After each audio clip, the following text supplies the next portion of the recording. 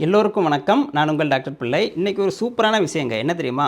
Cholesterol உங்களெல்லாம் பாடாப்படுத்துதா? ரொம்ப கவலைப்படுறீங்களா? இனிமேல் அந்த கவலை தேவையில்லை. ஏன்னா கொலஸ்ட்ராலை கண்ட்ரோல் பண்ணுறதுக்கு என்ன தான் நம்ம மருந்து மாத்திரை எடுத்தாலும் ஒரு சில மருத்துவர்கள் மருந்து வேணும்பாங்க, வேண்டாம் கன்ஃபியூஷனில் பயந்துட்டே இருப்பேன். ஏன்னா கொலஸ்ட்ராலை விட்டுறக்கூடாது. ஃபியூச்சரில் அது ஹார்ட் அட்டாக்கோ இல்லைனா வேறு ஸ்ட்ரோக்கோ பல விதமான பிரச்சனைகளுக்கும் காரணமாக அமையுது. அதனால தான் உங்களுக்காக உணவே மருந்துன்னு சொல்கிற மாதிரி ஒரு பெஸ்ட்டு டயட் சார்ட் நான் சொல்ல வந்திருக்கேன். ஏற்கனவே நம்ம டயட் சார்ட் வந்து உடம்போட எடையை குறைக்கிறது, சுகரை குறைக்கிறதுக்கு, பிபியை குறைக்கிறதுக்குலாம் சொல்லியிருக்கோம். அந்த வரிசையில் பார்த்தீங்கன்னா இன்றைக்கி உடம்போட கொலஸ்ட்ராலை நேச்சுரலாகவே டயட் மூலமாக எப்படி குறைப்பது, ஒரு சூப்பரான டயட் சார்ட்டோடய வந்திருக்கேன். காலையிலேருந்து நைட்டு வரைக்கும் என்ன சாப்பிட்டு நம்ம கொலஸ்ட்ராலை குறைக்கலாம்னு பார்த்துடலாமா? முக்கியமாக மருந்தே இல்லாமல் கொலஸ்ட்ராலை குறைக்கிறதுக்கு இந்த டயட் சார்ட் உங்களுக்கு உதவும். கண்டினியூஸாக ஃபாலோ பண்ணிங்கன்னா வாங்க பார்த்துடலாம்.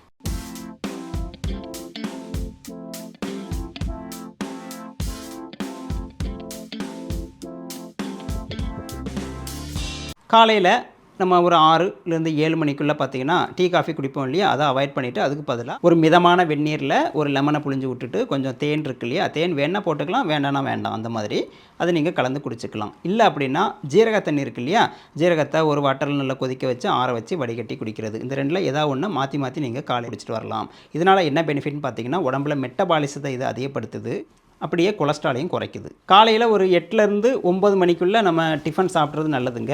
டிஃபனுக்கு கொலஸ்ட்ராலை குறைக்க என்னென்ன சாப்பிடணும்னு பார்த்துடலாமா? 3 சாய்ஸ் தரேங்க. 3ஐயும் நீங்கள் மாற்றி மாற்றி சாப்பிட்டு ஃபஸ்ட்டு நம்ம சாதாரண உணவுக்கே போகலாங்க. இட்லி சாம்பார்னு எடுத்துக்கலாம், இல்லைனா தோசை சாம்பார்னு எடுத்துக்கலாம். ஆனால் தோசைனா ஆயில் இல்லாமல் சுடணும்.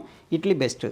2 இட்லி தான், அதுக்கு மேலே கிடையாது. 2 இட்லி சாப்பிட்டா பசிக்குமே டாக்டர் அப்படின்னு கேட்டிங்கன்னா அதை காம்பன்சேட் பண்ணுறதுக்கு சாம்பார் வைக்கிறீங்க இல்லையா, அதில் வந்து நிறைய காய் போட்டு வைங்க. என்னென்ன காய் உண்டோ எல்லா காயும் போட்டு சாம்பார் வச்சிட்டிங்கன்னா 2 இட்லி சாப்பிட்டுட்டு காயை நிறைய சாப்பிட்றீங்கன்னா வயிறு ஃபுல்லாகிடும். இது ஃபஸ்ட்டு மெனு. 2வது மெனு மறுநாளைக்கு பார்த்தீங்கன்னா ஓட்ஸ் வித் ஃப்ரூட்ஸு. அதாவது ஓட்ஸ்ன்னு சொல்லும்போது ரொம்ப சின்ன சின்ன ஓட்ஸாக கிடைக்கும் கடைகளில், அது பலனளிக்காது. நல்ல பெரிய பெரிய பீஸாக கட் பண்ணி போட்டிருப்பாங்க ஓட்ஸு. அது கொஞ்சம் வேகிறதுக்கு நேரம் ஆகும், அதில் தான் ஃபைபர் நிறைய இருக்குது.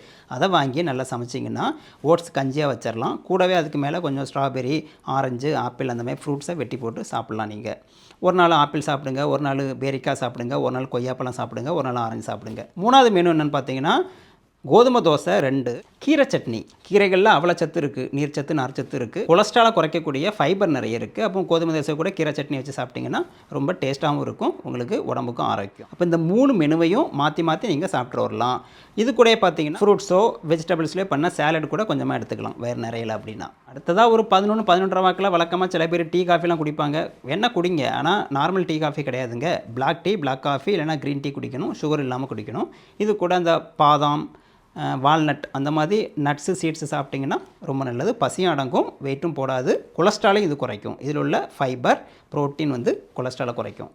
அடுத்ததாக லஞ்ச் எப்போவுமே ஒரு 1லேருந்து 2 மணிக்குள்ளே சாப்பிட பாருங்கள். ஏன்னா கொலஸ்ட்ராலை குறைக்கிறதுக்கு சாப்பாடு மட்டும் இல்லை, கரெக்டான நேரத்தில் சாப்பிட்றதும் ரொம்ப முக்கியம். 1 கப் அளவில் ப்ரௌன் ரைஸ் இருக்குது இல்லையா, அதுவும் எடுத்துக்கலாம். இல்லை அந்த காலத்தில் தானிய உணவுகள் இருக்குது இல்லையா, நம்ம கருப்பு கவுனி அரிசி, இந்த ப்ரௌன் ரைஸ், அந்த மாதிரி பல விஷயங்கள் இருக்குது இல்லையா, அந்த வெள்ளை ரைஸ் பதிலாக இதெல்லாம் நீங்கள் 1 கப் தான் அதுவும் சாப்பிட்ணும்.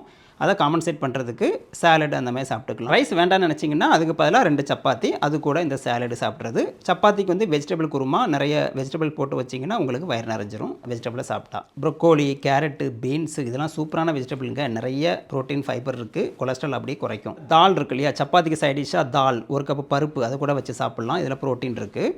1 கப் தயிரும் சேர்த்துக்கோங்க. ஏன்னா இந்த டயட்டு காலங்களில் நம்மளுக்கு அல்சர் பிரச்சனை வராமல் இருக்கிறதுக்கு இந்த தயிர் உதவும். ப்ரோபயோட்டிக் இல்லையா, நல்ல பாக்டீரியா வளர வைக்கும். இதுவே நம்ம கொலஸ்ட்ராலை குறைக்கிறதுக்கு உதவும். ஒரு 4-4:30 மணிக்கு பார்த்தீங்கன்னா ஸ்நாக்ஸ் டீலாம் குடிப்போம் இல்லையா, அதுக்கு நீங்கள் க்ரீன் டீயோ, ஹெர்பல் டீயோ, பிளாக் டீயோ, பிளாக் காஃபியோ சுகர் இல்லாமல் குடிச்சிக்கலாம்.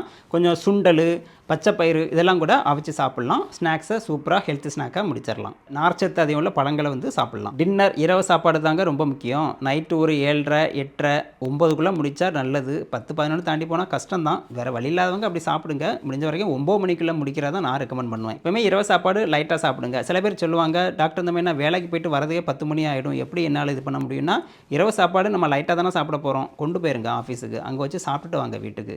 ஒரு 8:30-9 மணிக்குள்ளே முடிச்சிடலாம் இல்லையா, அங்கே வச்சு அதுக்கேற்ற மாதிரி லைட்டாக எடுத்துகிட்டு போங்க. முதலாவது ஆப்ஷன் வந்து 2 சப்பாத்தி, அது கூட வெஜ் குருமா. வெஜ் குருமாங்கும்போது உலகத்தில் உள்ள எல்லா காய்கறியும் அதில் போட்டு அந்த காயை சாப்பிட்டோம்னா வயிறு நிறைஞ்சிரும். சப்பாத்தி 2 ஓடி முடிச்சுக்கலாம். மறுநாள் வந்து வெஜிடபிள் இல்லை ஃப்ரூட் சாலடு, அது கூட ஒரு நல்ல சூப்புங்கும்போது வெஜ்ஜோ நான்வெஜ்ஜோ, சிக்கன் சூப்போ, ஆட்டுக்கால் சூப்போ, வெஜ்ஜு சூப்போ இதனால் குடிச்சிக்கலாம். நீங்கள் நைட்டு எப்போவுமே சாப்பிட்டு முடிச்சுட்டு உடனே தூங்க போகக்கூடாதுங்க. ஒரு 10லேருந்து 20 நிமிஷம் கொஞ்சம் லைட்டாக ஒரு வாக்கிங் போயிட்டு வந்து படுத்திங்கன்னா உடம்போட வெயிட்டும் போடாது, கொலஸ்ட்ராலும் குறையும். எப்போவுமே நம்ம நைட்டு சாப்பிட்டு உடனே தூங்க போகக்கூடாது இல்லையா, ஒரு 2 ஹவர்ஸாவது கேப் வச்சுக்கணும். அப்போ தூங்க போகும்போது பசி அப்படின்னா சில பேர் பார்த்திங்கன்னா மைல்டாக ஒரு வெந்நீர் வார்ம் வாட்டர் குடிச்சிட்டு படுங்க. இல்லை அப்படின்னா பாலை நல்ல சுண்டை காய்ச்சிட்டிங்கன்னா அதில் உள்ள கொழுப்பெல்லாம் வெளியே வந்துடும். லோ ஃபேட் மில்க் இருக்குல்லையே அதை வாங்கி பயன்படுத்துங்க.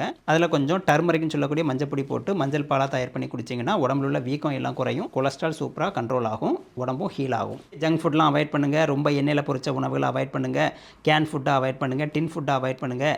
Readymade dosa, readymade chapati, readymade chutney sambar கூட வந்துருச்சு. எல்லாமே வந்து பாக்கெட் ஃபுட்லாம் அவாய்ட் பண்ணுங்கள். இதெல்லாம் பண்ணாதானே உங்களுக்கு கொலஸ்ட்ரால் குறையும். முக்கியமாக இந்த பேக்கரி ஐட்டங்கள்லாம் கொஞ்சம் கொஞ்சம் குறைச்சிக்கணும். நிறைய தண்ணி குடிக்கணும். இதெல்லாம் நம்ம தொடர்ந்து ஃபாலோ பண்ணிட்டு வரும்போது கொலஸ்ட்ரால் மருந்து மாத்திரை இல்லாமல் ஆட்டோமேட்டிக்காக குறைஞ்சிரும். ஆனால் தொடர்ந்து இது ஒரு டயட் தானே, மருந்து கிடையாது. அதனால் ஃபாலோ பண்ணிகிட்டே வாங்க, கண்டிப்பாக சேஞ்சஸ் இருக்கும். முக்கியமான விஷயம் நினச்சிங்கன்னா உங்களை சுற்றி உள்ள ஃப்ரெண்ட்ஸ் ஆகட்டும், ஃபேமிலி மெம்பர் ஆகட்டும், எல்லாருக்குமே ஷேர் பண்ணி விடுங்க. உங்களுடைய எண்ணங்களை கமெண்ட் பாக்ஸில் போடுங்க. வழக்கம் போல லைக் பண்ணுங்கள், சப்ஸ்கிரைப் பண்ணுங்கள். மீண்டும் அடுத்த வீடியோவில் சந்திக்கலாமா. நன்றி, வணக்கம்.